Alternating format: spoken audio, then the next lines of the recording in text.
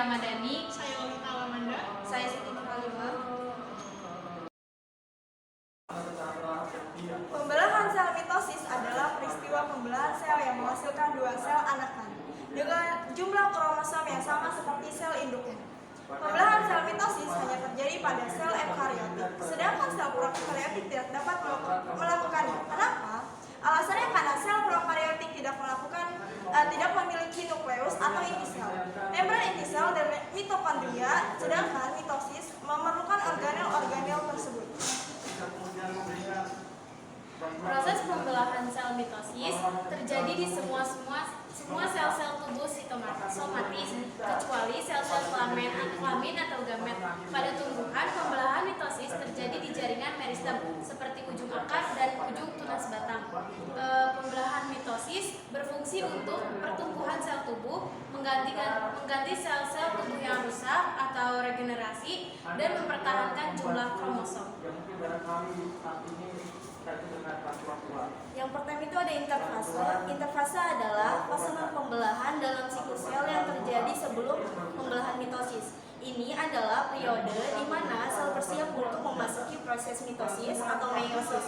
Interfase terdiri dari 3 subfase utama, yaitu fase gap 1. Selama fase gap 1, sel mengalami pertumbuhan dan perkembangan normal.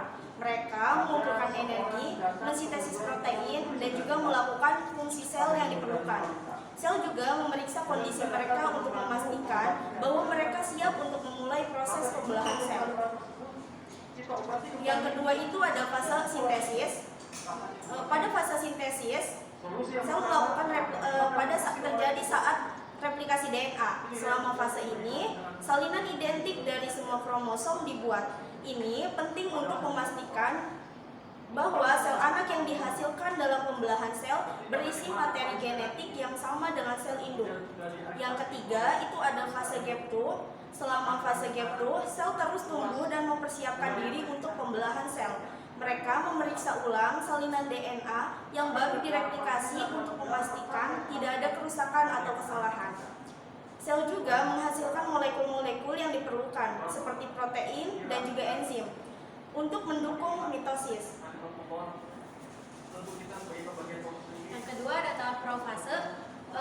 Tahap profase adalah tahap pertama mitosis, yaitu pemadatan dan penebalan kromosom menjadi struktur X sehingga lebih terlihat di bawah mikroskop.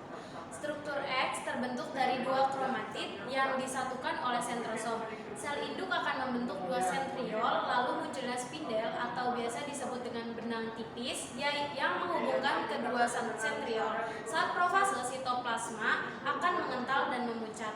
Dilansir dari Microbnotes, membran nukleus akan menyusut dan menghilang secara perlahan untuk nukleus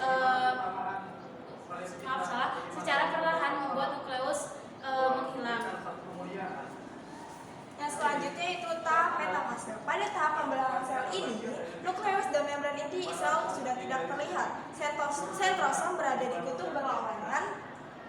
Masing-masing kinetomer pada sentromer dihubungkan ke satu sentrosom oleh benang-benang spindel. Kemudian pasangan kromatid bergerak ke bagian tengah sel atau sejajar dengan bidang ekuator dan membentuk lempeng metafase. Posisi kromosom yang terletak pada bagian tengah sel ini membuat jumlah kromosom dapat dihitung dengan tepat dan bentuk kromosom juga dapat diamati dengan jelas. Selanjutnya ada anafase. Anafase adalah tahap di mana kromosom ditarik oleh spindel mitosis ke dua kutub sehingga terjadi pemisahan. Kromatid memisahkan diri dengan bagian sentromer untuk membentuk kromosom baru. Masing-masing kromosom ditarik oleh benang-benang spindel menuju kutub yang berlawanan. Jumlah kromosom yang menuju kutub yang satu akan sama dengan jumlah kromosom yang menuju ke kutub lainnya. Ciri-ciri anafase yaitu pasangan sentromer dari setiap kromosom berpisah sehingga kromatid saudara yang semula menyatu akhirnya terpisah dan membentuk kromosom lengkap. Bahkan kemuliaan siapa saja yang sholat di Masjidil Aqsa akan mendapatkan pahala 1000 kali sholat di tempat lain. Masing-masing kromatid bergerak menuju ke arah kutub yang berlawanan. Pada akhir anafase, kedua kutub sel memiliki kromosom yang lengkap. Ada satu kisah yang masyhur Pada tahap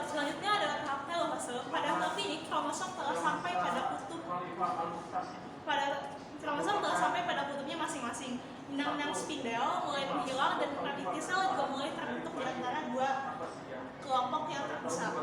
Nah, semakin lama kromosom akan semakin menipis, lalu akan terurai dan menyebar sehingga akan kembali berubah menjadi benang-benang kromatin.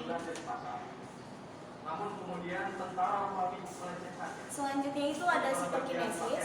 Sitokinesis merupakan tahap terakhir dalam pembelahan sel yang terjadi setelah fase mitosis. Ini adalah proses di mana sel anak terpisah sepenuhnya dan membentuk dua sel individu yang memisahkan sitoplasma dan juga organelnya dari sel eukariotik. Minta bantuan al-kalimat amirumiyat al-plastika. Pada Saat nukleolus dan membran inti terbentuk kembali di setiap inti sel anak, sitokinesis dimulai. Proses ini melibatkan kontraksi dan pembelahan sitoplasma sel untuk menghasilkan dua sel anak yang terpisah secara fisik. beberapa riwayat disebutkan pada itu kemudian al-Muqtasim bilang menurunkan ribuan pasukan. Cukup sekian penjelasan dari kami. Kurang lebihnya mohon maaf. Bila itu hidayah. Wassalamualaikum warahmatullahi wabarakatuh.